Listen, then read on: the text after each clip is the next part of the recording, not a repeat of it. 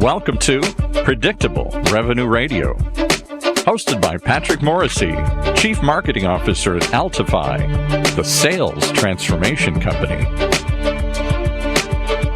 At Predictable Revenue Radio, we believe the only way to unlock sustained growth is to deliver predictable revenue by delivering insights, thought leadership, and best practices on how to improve sales velocity. So sit back, all that and more is coming your way as we turn it over to our host, Patrick. Hey, Patrick. Well, today the topic is customer success and the role of customer success on the revenue team. And to really get under the covers and understand this and the realities of how do you connect customer success to the motion of the revenue team and the folks who carry quota every day, I'm pleased to welcome Bob Slaby to the program. Bob is currently the Chief Customer Officer of Altify. Welcome, Bob. Yeah, thank you. Thanks, Pat. It's great to be here. I'm passionate about this topic, so I'm really thrilled to have an opportunity to talk about it. I thought maybe I'd just give you a little bit of my background first, and then we can jump into how customer success contributes to the revenue team. I've been at Altify now for just about 4 months, and before that, I was at Anaplan for a number of years. Similarly, kind of building out the customer success organization and thinking about what it means to help customers get the best value out of the product they purchased.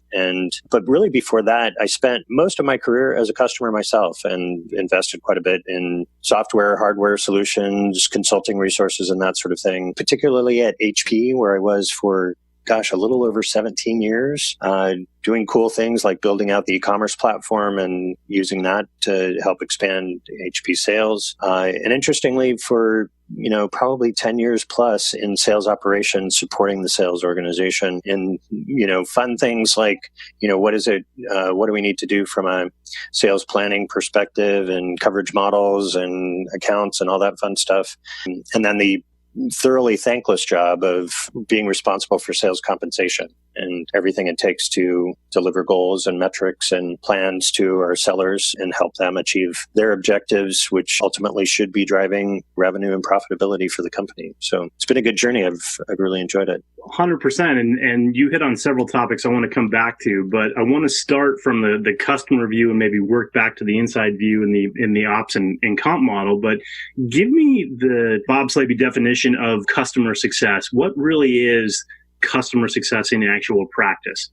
We talk a lot about the subscription economy, right? And, in the old days, it was certainly much easier, and especially kind of, again, with my experience selling hardware and on-prem software, to love them and leave them, essentially. And we've recognized, especially with the approach we take with SaaS, but also with a number of other products, customers have options and it's easy to leave. And so customer success really needs to focus on how do you help customers achieve the value that they expected when they made the purchase. And so it becomes a much deeper, lifelong relationship with customers, really understanding how best to walk in their shoes and know what it feels like to have objectives, to have goals, to drive to outcomes and help them get there. And so it really is kind of like I really see it as the, super service sort of opportunity. If you've got a penchant for really understanding and listening to customers and guiding them and advising them to achieve the outcomes and the desires that they've had in making a purchase of your product in the first place, customer success is the place for you. And we really need to help customers in particular achieve that value realization. 100%. And how much of that is the economic model change in your mind, and how much of that is really the buyers just being smarter? Because in the old world of on-prem, drive by, love them and leave them, as you said earlier, there was often a disconnect there versus that's no longer optional here. And I'm curious from your perspective, how much of that has been, companies being unpleasantly surprised, or how much of that is just a strategic focus of wanting to be a customer company and wanting to maximize that lifetime value and where those roads cross in the middle? Well, yeah, and that's a really good point, Pat, because in order for this to work well, first of all, from a customer perspective, absolutely, they're smarter. There's a lot more information online. Options are easy to find. And we know from our own research that they rely on their colleague and partners in similar businesses to make buy decisions and and therefore, from a customer success perspective, the products that they'll want to hold for a great deal of time. There's much more knowledge in the marketplace today for customers to leverage. What we need to do then is frankly be a little bit smarter than they are, which isn't meant to be smarmy as much as it is when we're working with customers, we really need to understand and anticipate where they're going even before they are, and be able to bring that thought leadership to them to say, here's a different way of thinking about the problem you're trying to solve, and I can help you solve that faster, or I can help you solve that to a greater degree with better outcomes. And so it really does get down to, when you think about it from a customer experience perspective, how do we make that our customers heroes within their own company? They've got all this knowledge. Now they've made the acquisition, the purchase of your product. How do I stand up a solution with you, guide you, lead you, bring that thought leadership so you can best take advantage of my product? It's a much more nuanced, service-focused engagement than anything that we've seen before now. Yeah, and you're really pointing towards strategic intent, and I think that goes to the category, but you're also talking about a different set of skills and discipline, because I think sometimes if you're not versed in this discipline, or you've not spent time, particularly if you carry a quota or you're driving a revenue team, that you think of customer success as just, dress up support. Their support only 10% better, which is not, the approach you're taking here at all.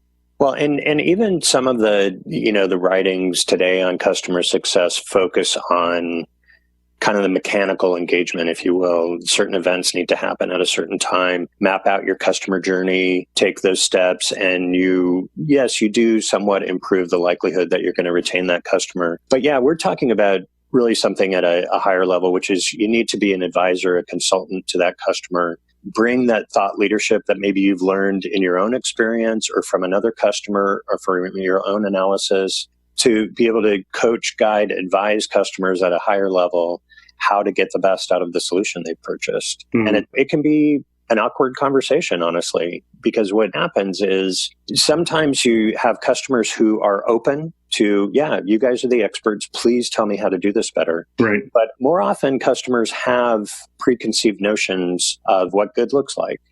And you have to be persuasive enough to be able to have that intelligent conversation that says, I hear what you're saying. That's one approach you can take, but let me give you one or two other options that I think will help you solve the problem quicker. And being that adult in the room, or, that own the room behavior where you can captivate an audience and drive them to a better outcome, is what we need to provide in customer success. That's what the best CS organizations are doing today. Yeah, so that's interesting, and for a couple of reasons. And you specifically chose the word captivate. And when you start to think about captivate, that starts to smell more like sales or marketing. What's the intersection? How does customer success live inside the organization? And what's the role of customer success on the revenue team? Yeah, so what's interesting is there is a lot of overlap between marketing, sales, and customer success. You need to know your relationships. You need to know who's who has the influence, work effectively with the influencers. You also need to know, have the insights on the customer, right? What is it that they're trying to accomplish? But our role is specifically around guiding that customer to achieve the value, the whole reason that they made this investment. And actually, I'd say achieve beyond that value. You've got to bring them insights that help them go above and beyond what they initially planned to accomplish. From a revenue team specific sort of measure, customer success, as an outcome of doing this work well, protects the revenue that's already coming in through the door. So if we're talking a SaaS company and we're talking annual recurring revenue, that could be anywhere up to 80% of the revenue of a company during the year. Mm-hmm. Customer success needs to protect that. And the way that we do it is really what I'm talking about, which is you engage, you provide even more value than the customer thought they would achieve in the first place. And then the event, like a renewal or an expand, that just happens naturally as a result of you doing your job up front. What we're trying to do really in customer success is, if we're good at what we do, if we engage and really help our customers achieve value, then when it comes to that monetary event, it really is, it's a non-event. It just happens naturally because the value's there. The decision's frankly already been made.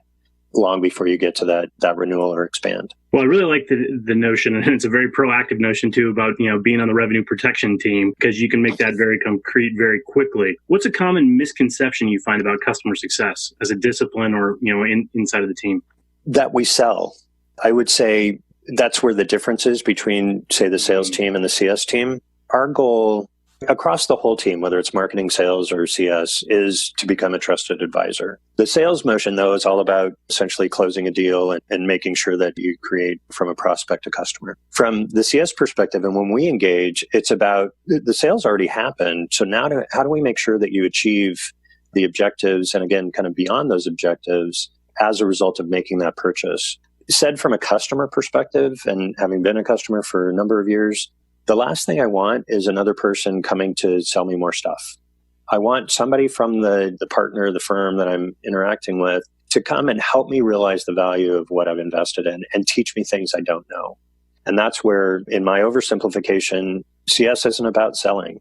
It's about serving. There's a little bit of a mindset, and maybe this is more Silicon Valley than other places too, or maybe it's an intention that may be slightly misguided, but rationalize that point of view with the idea that if customer success in many organizations actually owns a renewal number or has a revenue target, that they're at least informing if they don't actually physically own it, versus what you just said very clearly and succinctly, which was, hey, you're not in the business of selling. You're in the business of value amplification and really helping ensure the customer success. Where do those two things meet? It's almost like the renewal number, if you will, or the target around revenue retention. That absolutely is a customer success outcome. In my mind, it's appropriate to measure people on that. But the focus of the activity isn't necessarily on the renewal or the renewal transaction itself. There are teams in sales operations and others that manage that specific activity. It's all the work that goes up before that really provide the leading indicators. How engaged are you with the customer? How often are you meeting with the customer? How, as the customer, are you very well aware of how they're moving towards their KPIs and achieving some of the targets? That's the real activity of customer success. The revenue retention part is an outcome. It's an important part of any, it's Silicon Valley or any, subscription model. So it's okay to measure on that. But the way you're going to be evaluating your team's performance is on the engagement, is on the level of understanding of the customer, how they're doing with their relationships, how they're doing with understanding the insights and helping the customer achieve their objectives and KPIs. And you're actually going towards the question I wanted to ask you too, from somebody who owns the problem. What do you think is foundational in putting together a great customer success team? And how do you actually measure it or put a frame around it to be able to demonstrate that value? Because things like understanding the customer can start to get a little fuzzy really quickly unless you're ingrained in the discipline.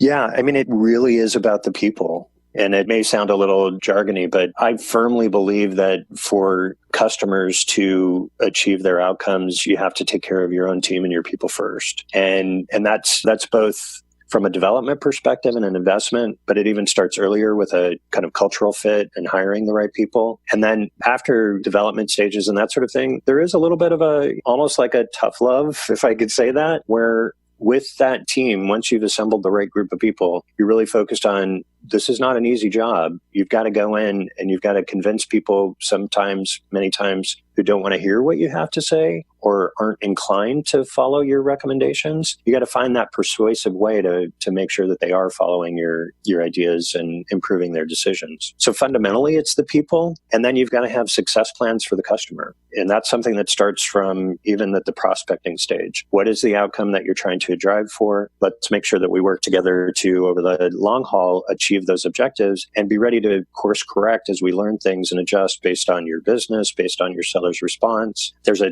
kind of a typical progression that customers go through where, it starts with a compliance sort of approach to making sure that in our case, sellers are taking advantage of the solution that we brought into place. But then you quickly, as quick as possible, you move to, well, how do you make sure that sellers start to see the value in the solution? And so it becomes less of a stick and more of a carrot in terms of creating that passion around, yes, this approach works for me, and I want to continue to take advantage of this selling methodology or this particular SaaS solution in order to make better decisions, achieve better business results. So fundamentally, it's making sure you have the right people, and then making sure you have success plans, and then finally that you're using the whole community. I like to refer to the village.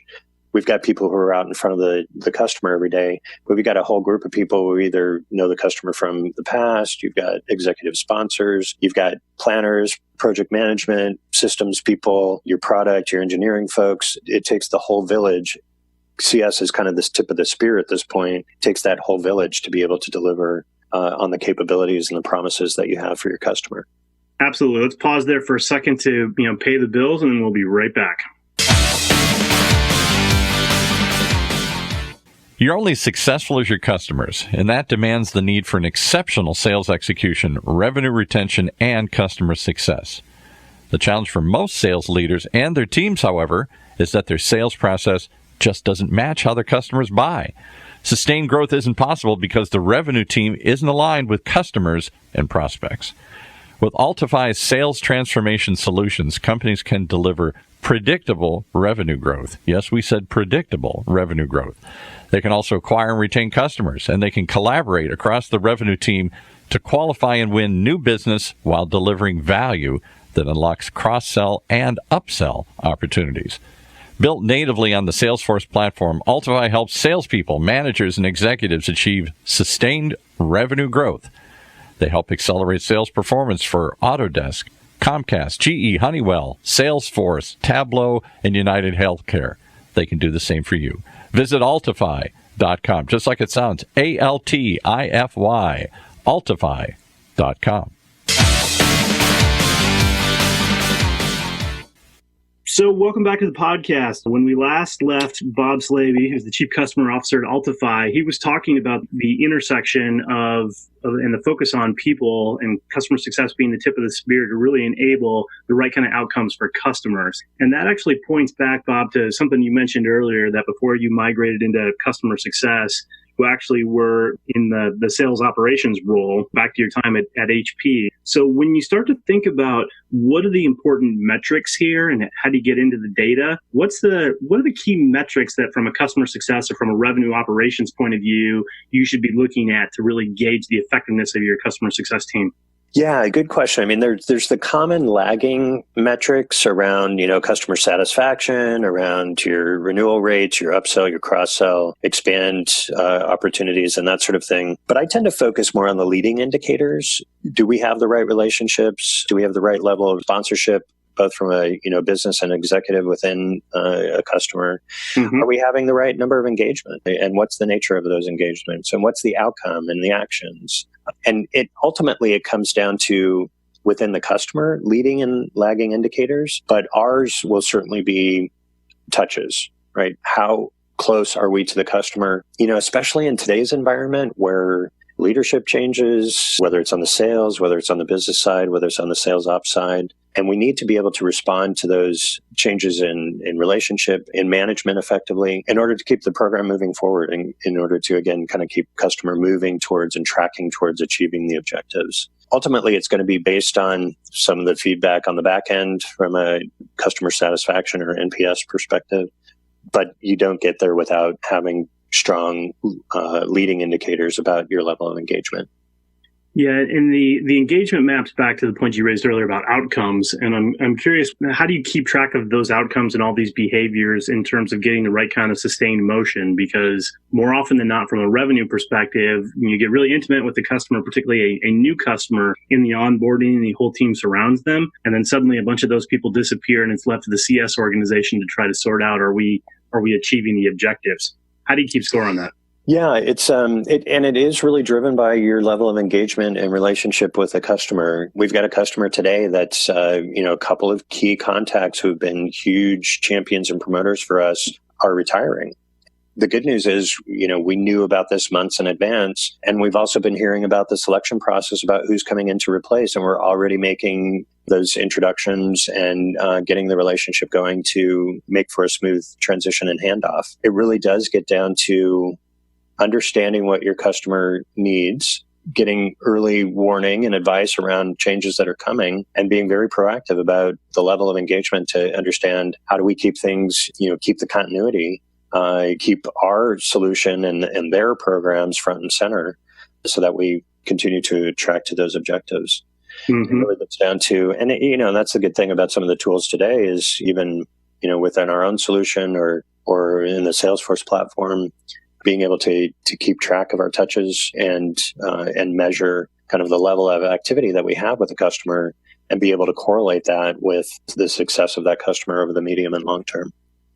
100%. And actually going back to the ops question for a second, then there's always a balance that comes back to the oversimple version of the solution to all problems is more sales.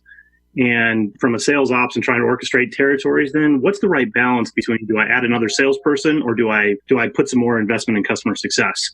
It's a really good question. And, to take the revenue view on that, and again, it's a little bit of a lagging indicator, but when you look at what's kind of leaking out the back door, if you will, from a revenue perspective, there are industry standard measures, typically over 90% of revenue retention that you want to achieve as a company. So that, that gives you an indication of the strength of your engagement with customers and then making sure that you're retaining your customer set. And it's as long as you're, in my opinion, as long as you're above that 90%, you're probably pretty solid from that lagging view. But the leading aspect is going to be understanding really what your coverage model needs to be from a customer perspective. So just like we would put together for a sales business or sales organization, you need a coverage model for your CS organization. And there are standard ratios that you can leverage in terms of how many customer success managers and supporting teams you need in order to be able to cover a certain number of customers. And staying within that balance and knowing that your engagement is continuing to deepen as the main indicator, in my opinion, of how to deploy your CS organization. It's more around understanding your customer base, understanding the complexity of that customer base, and then what can humanly be possible in covering that customer and going deep in an account, so that you would end up with some ratio of accounts to a customer success manager. So if you're having a one-on-one conversation with a CRO and she asks you, what's the number one thing I should be looking at to judge the health and the ability of my customer success organization, what do you tell her? Really focus on the handoffs between sales and CS and the level of frankly, talent, again, in that CS organization. So it becomes a conversation around the nature of CS, the people, the processes, to some extent, the tools that are leveraged, and then what is the level of engagement throughout the life cycle from prospecting all the way through to value realization and later phases of customer engagement to make sure that you've got the right people at the right place, engaged at the right moments. One of the things that I've encountered is exactly that question with a couple of our customers in terms of the CS engagement. And what I'm seeing is that people are starting to wake up to how important it is for customer success, customer outcomes, customer retention to have a really strong CS bench. And it's relatively new as a discipline, but more and more customers are really starting to think about, okay, what do I need to do to have the right coverage model, to have the right engagement, to drive the right outcomes? And it really comes back to people, process, and to some extent your technology. Well, and it comes back to revenue protection. I think that's what you were asserting earlier, that one of the first order goals of customer success is. And I'm cautious of your time because you've got to go out and protect some revenue and fight some crime, Bob. As we wrap up here, when you think about your career in whether it's customer success or sales or sales ops, who's the best leader you've ever worked with and why? What'd you learn? I've just had a terrific career and engagement with a number of sales leaders that I've really admired.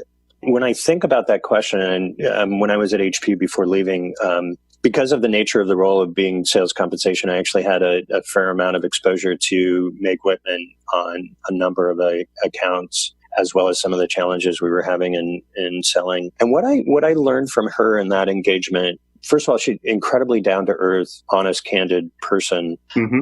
But what she brought to the table was intense curiosity. And even something as potentially mundane as sales operations and sales compensation in this space, she asked an endless series of just deep questions that showed she was passionate and interested about what we were doing and how she could take that and learn and help us make better decisions in steering the company. And I've always admired that in my interactions with her. I really feel quite grateful to have had some interactions with her. That's fantastic. And I think that's a genuine interest and intellectual curiosity is, goodness anytime, much less if it's coming from the CEO of, one of the largest technology companies on the planet. I would love to continue the conversation, and maybe we'll have to book a follow-up, Bob, but I thank you very much for your time today. And I think the mantra coming out of this, particularly from the revenue team perspective, is customer success is all about delivering value and about protecting revenue. So Absolutely. Thanks for your time, Bob, and have a great time out with customers today. Hey, thanks. Thanks, Pat. You bet. Thank you.